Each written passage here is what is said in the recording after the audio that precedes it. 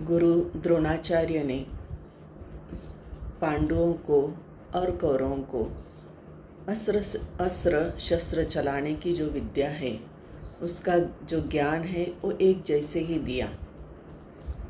जैसे बादल भूमि पर बरसता है तो वह एक जैसे ही बरसता है, सबके आंगन में एक जैसे ही बरसता है। और उस वर्षा के कारण अगर नीम का पेड़ हो तो वर्षा के कारण उसके अंदर की कड़वाहट जो है वो और बढ़ जाती है। वैसे ही अगर मिर्ची का पौधा है तो उसके अंदर का तीखापन वर्षा के जल के कारण वो और तीखा बन जाता है। वैसे ही अगर नींबू का पेड़ हो तो उसके अंदर की खटास वर्षा के जल के कारण और बढ़ जाती है। और गन्ने का पेड़ हो तो बरसात के कारण उसके अंदर की मिठास और बढ़ जाती है। ऐसे ही हमारे अंदर कौन सी चीज़ हमें रखनी है, मिठास रखनी है या खटास रखनी है, यह हमें सोचना होगा। गुरु अपना कार्य करते हैं। हमें अपने अंदर जो भी दुष्प्रवृत्तियां हैं, उन दुष्प्रवृत्तियों का जो विष है उसको हमें दूर करना होगा और अमृत पान करने के लिए अपने आप को तैयार करना होगा। अमृत पान गुरु कराते हैं। जैसे गुरु हमें ज्ञान देते हैं, वे हमें जिंदगी में हमें चलना सिखाते हैं। क्या अच्छा है, क्या सही है, क्या बुरा है, इसकी राह वे हमें दिखाते हैं। तो एक सच्चे सद्गुरु की शरण हमें अवश्य लेनी होगी। दुर्योधन ऐसा व्यक्ति था कि जिसके अंदर बुराई पहले से ही थी। उसकी बुराई बढ़ती गई। महाभारतकारों ने लिखा है कि जब दुर्योधन का जन्म हुआ तब उसके जन्म के समय की स्थितियां भी बहुत विचित्र थी। तो जब ऐसे संसार में जो भी नराधम निर्माण हुए, पैदा हुए, तो उन्होंने इस संसार में कब्जा करने की कोशिश हमेशा की।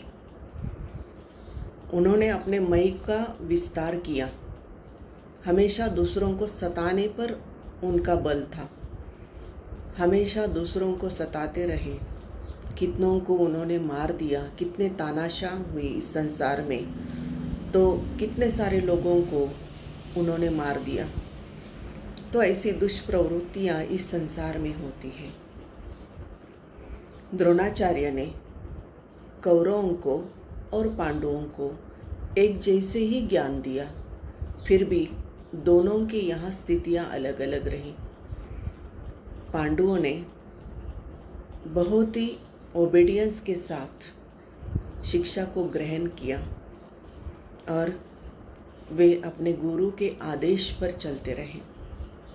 लेकिन दुर्योधन ने ऐसा नहीं किया। एक बार गुरु द्रोणाचार्य ने अपने दोनों शिष्यों की परीक्षा उन्होंने लेने के लिए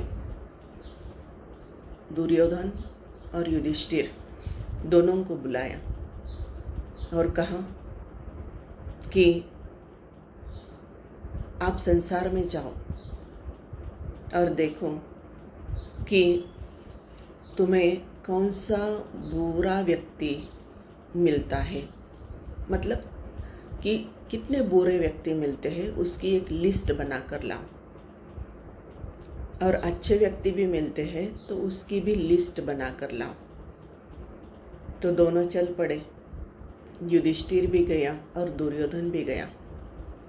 जब दुर्योधन व्यक्तियों के बीच गया तो उसे लगा कि मुझसे बढ़कर तो इस दुनिया में कोई अच्छा मुझे दिखाई नहीं दे रहा है।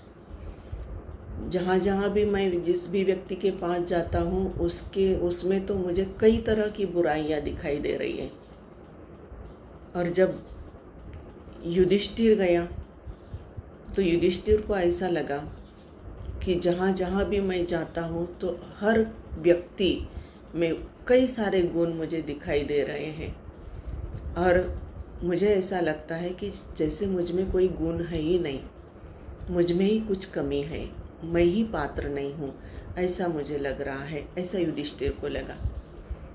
जब दोनों ही वापस लौटे, युधिष्ठिर और दुर्योधन द्रोणाचार्य जी के पास, द्रोणाचार्य जी ने पूछा दुर्योधन से कि दुर्योधन, तुम्हें कोई अच्छा व्यक्ति मिला? दुर्योधन ने कहा कि नहीं, मुझे कोई भी व्यक्ति अच्छा नहीं मिला, और मेरा यह जो कागज़ है ना, वो कोरा ही मैंने रहने दिया, इस पे कुछ भी नाम नहीं लिखा, क्योंकि मुझे मेरे सिवा इस संसार में कोई भी व्यक्ति अच्छा नहीं दिखाई दिया। हर एक व्यक्ति में मुझे 1000 ऐसे दुर्गुण दिखाई दिए, इसलिए मैंने इसको कागज पे कोई भी नाम नहीं लिखा। फिर युधिष्ठिर को पूछा कि युधिष्ठिर, तुम्हें इस संसार में कोई बुरा व्यक्ति मिला? कुछ नाम लिख करके लाए आप कागज पे? तो युधिष्ठिर ने कहा कि मैंने कागज पे कोई भी नाम नहीं लिखा। उसका कारण भी युधिष्ठिर ने बताया कि जब भी मैं लोगों के पास गया तो मुझे ऐसा लगा कि उनमें कई सारे गुण हैं।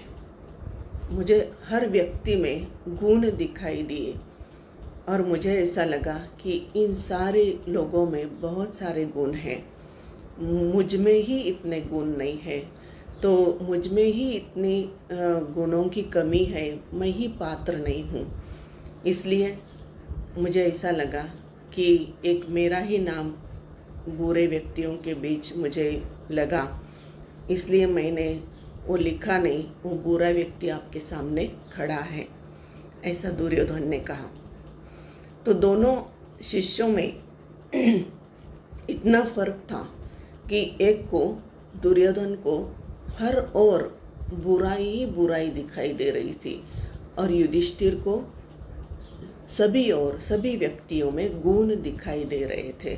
तो युधिष्ठिर ऐसे सरल मन वाला व्यक्ति था। तो जब गुरु को ऐसा एक पात्र शिष्य मिलता है तो गुरु को भी अच्छा लगता है, उनको भी, वो भी प्राउड फील करते हैं जैसे युधिष्ठिर था। तो जब गुरु को कोई पात्र शिष्य मिलता है तो जैसे चंद्रमा जैसे होता है कि पूरे संसार में चंद्रमा अपने प्रकाश से सारी सृष्टि में वो उजाला कर देता है, ऐसे ही एक पात्र शिष्य गुरु का अगर हो तो वो भी संसार में प्रकाश फैलाने का कार्य करता है। तो जब हम गुरु की शरण में जाते हैं तो गुरु हमारे मित्र बन जाते हैं, गुरु हमारे सखा बन जाते हैं, गुरु ही हमारे लिए ईश्वर बन जाते हैं। और गुरु को हम अपनी हर बात कहने लगते हैं, क्योंकि जैसे हम अपने माँ बाप से कोई भी बात नहीं छुपाते, वैसे ही हमें अपने गुरु से भी कोई भी बात नहीं छुपानी चाहिए। और ऐसे गुरु को जब हम मानते हैं, उन्होंने जो हमें ज्ञान दिया है, उस ज्ञान पर जब हम चलने लगते हैं तो हमारे अंतःकरण में, हमारे व्यक्तित्व में अवश्य परिवर्तन होने लगता है। तो हमें भी यही सोचना है कि हर रूप, जो भी सारे रूप है, वो हमारे गुरु में ही हम उनका दर्शन करें। चाहे हमारा मित्र हो, सखा हो, इष्ट हो, ईश्वर हो, सारे रूप हम अपने एक गुरु में देखने की चेष्टा करें। तो हमें भी अपने गुरु में ऐसे रूप देखने हैं, और जो भी ज्ञान वे हमें देते हैं उस ज्ञान की गंगा में हम अवश्य हर दिन डुबकी लगाएं और अपनी पात्रता को विकसित करने में हमें ध्यान देना है, तो हमारी भी पात्रता विकसित होगी। तो गुरु का कार्य यही होता है कि शिष्य के अंदर की खोट मिटाए और शिष्य को पात्र बनाए, और हर सुख अपने शिष्य को कैसे मिलेगा इसके लिए गुरु भी अपना प्रयास करते रहते हैं। उनकी कृपा की बरसात अपने पात्र शिष्यों पर तो होती ही है, लेकिन जो शिष्य दुर्योधन की तरह भी होते हैं तो भी वे अपनी कृपा करते रहते हैं, लेकिन हमें अपना पात्र उल्टा नहीं रखना है, उसको हमें सीधा करके रखना है। तभी यह जो गुरु कृपा है वो हम पर बरसती रहेगी। तो सभी को हरिओम।